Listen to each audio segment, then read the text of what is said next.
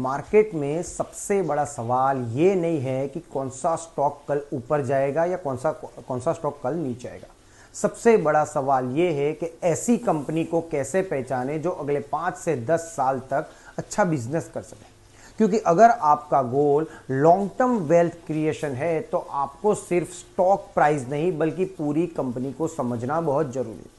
आज के इस वीडियो में मैं आपको ऐसे 7 गोल्डन रूल्स बताऊंगा जिनकी मदद से आप किसी भी कंपनी को लॉन्ग टर्म इन्वेस्टमेंट के नजरिए से एनालिसिस करना शुरू कर सकते हैं। तो वीडियो को पूरा जरूर देखिए क्योंकि आखिरी रूल सबसे ज्यादा इंपॉर्टेंट है दोस्तों। रूल नंबर 1, सबसे पहले बिजनेस को समझिए। बिजनेस समझ में आना चाहिए दोस्तों।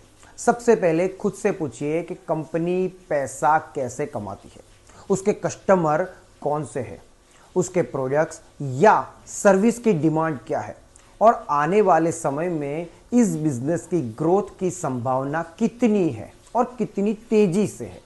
अगर आपको कंपनी का बिजनेस ही समझ नहीं आता तो सिर्फ किसी के कहने पर उसमें इन्वेस्टमेंट करना सही अप्रोच नहीं है दोस्तों। जिस बिजनेस को आप समझते हैं उसे एनालिसिस करने में आपको आसानी होती। दूसरा रूल्स, रेवेन्यू और प्रॉफिट ग्रोथ को देखिए। लॉन्ग टर्म में अच्छी कंपनी के बिजनेस में ग्रोथ दिखाई देनी चाहिए दोस्तों। इसलिए आप पिछले कई सालों का रेवेन्यू और प्रॉफिट ट्रेंड जरूर देखिए। आजकल बहुत सारी वेबसाइट पे ये पूरा डेटा मिल जाता है। क्या सेल्स लगातार बढ़ रही है, क्या प्रॉफिट बढ़ रही है, क्या ग्रोथ सिर्फ 1 साल को ही है या लगातार कई वर्षों से बनी हुई है। क्योंकि लॉन्ग टर्म इन्वेस्टिंग में सिर्फ ग्रोथ नहीं बल्कि कंसिस्टेंट ग्रोथ ज्यादा इंपॉर्टेंट होती है। यह बहुत ही महत्वपूर्ण है दोस्तों। रूल है आरओई और आरओसीई।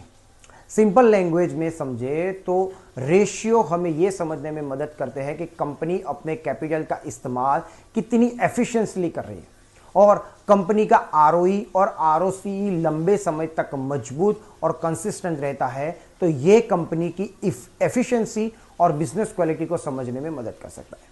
लेकिन ध्यान रखिए, इन रेशियो को अकेले देखकर डिसीजन नहीं लेना चाहिए। हमेशा कंपनी को उसके सेक्टर और कंपटीटर्स के साथ कंपेयर करके देखना चाहिए दोस्तों। तभी कंपनी में कितनी स्ट्रेंथ है यह हमें समझ में आती है। चौथा रूल है डेब्ट, यानी कंपनी पर कर्ज की तरह है। कोई भी कंपनी की ग्रोथ अच्छी हो सकती है लेकिन अगर उस पर बहुत ज़्यादा डेब्ट हो तो इंटरेस्ट और रीपेमेंट का प्रेशर भविष्य में प्रॉब्लम क्रिएट कर सकता है दोस्तों। इसलिए किसी भी कंपनी की बैलेंस शीट में डेब्ट को जरूर चेक करना चाहिए। यह समझना जरूरी है कि कंपनी की अर्निंग्स के मुकाबले उसका डेब्ट कितना है और क्या कंपनी उस डेब्ट को कंफर्टेबली मैनेज कर सकती है, कितना फास्ट उसको रीपेमेंट कर सकती है। क्योंकि स्ट्रॉन्ग बिजनेस के साथ कंट्रोलर डेब्ट भी बहुत जरूरी है। पांचवा रूल है प्रमोटर और मैनेजमेंट। आपको यह देखना सबसे जरूरी है कि प्रमोटर्स की होल्डिंग कितनी है, होल्डिंग में लगातार कोई बदलाव तो नहीं हो रहा है, मैनेजमेंट का ट्रैक रिकॉर्ड कैसा है। लेकिन सिर्फ प्रमोटर होल्डिंग्स ज्यादा होना ही केवल पर्याप्त नहीं है, आपको मैनेजमेंट की क्वालिटी, ट्रांसपेरेंसी और एग्जीक्यूशन को भी समझनी चाहिए। क्योंकि अच्छी कंपनी के पीछे मजबूत मैनेजमेंट लॉन्ग टर्म ग्रोथ में बहुत बड़ा रोल निभाता है। अब आता है छठा और सबसे ज्यादा इंपॉर्टेंट रोल, वैल्यूएशन। एक बहुत अच्छी कंपनी भी अगर बहुत ज्यादा वैल्यूएशन पर खरीदी जाए तो भविष्य में रिटर्न्स आपकी उम्मीद के मुताबिक नहीं मिल सकते हैं। इसलिए सिर्फ ये मत देखिए कि कंपनी अच्छी है, ये भी देखिए कि क्या इस प्राइस पर कंपनी को खरीदना रीजनेबल है। इसके लिए आप पीई रेशियो, अर्निंग ग्रोथ और उसी सेक्टर की दूसरी कंपनीज के वैल्यूएशन को कंपेयर कर सकते हैं। और एक बात हमेशा याद रखिए दोस्तों, गुड कंपनी हमेशा गुड इन्वेस्टमेंट नहीं होती। अगर उसका प्राइस बहुत ही ज्यादा है तो यह डिसीजन शायद आपके लिए कभी गलत भी हो सकता है।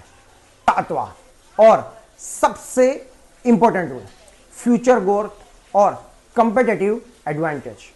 अब खुद से कुछ सवाल पूछिए, क्या अगले 5 से 10 साल में इस कंपनी के प्रोडक्ट्स या सर्विस की डिमांड बढ़ सकती है? क्या कंपनी अपने कंपटीटर्स से बेहतर पोजीशन है? क्या उसके पास कोई strong brand, technology, distribution network या कोई ऐसा एडवांटेज है कि जिसे कंपेटिटर्स के लिए आसानी से कॉपी करना मुश्किल हो। अगर कंपनी के पास मजबूत कंपेटिटिव एडवांटेजेस है तो लॉन्ग टर्म में वो अपने बिजनेस को डिफेंड और ग्रो करने की बेहतर स्थिति में हो सकती है। तो दोस्तों, किसी भी स्टॉक को लॉन्ग टर्म में चुनने के लिए सबसे पहले इन 7 चीजों को जरूर चेक कीजिएगा। Number 1, business quality. Number 2, revenue और प्रॉफिट। तीसरे नंबर पर आरओई और आरओसी। चौथे नंबर पर डेप्थ। पांचवा, प्रोमोटर और मैनेजमेंट। छठा, वैल्यूएशन। और सातवां, फ्यूचर ग्रोथ और कंपेटिटिव एडवांटेज।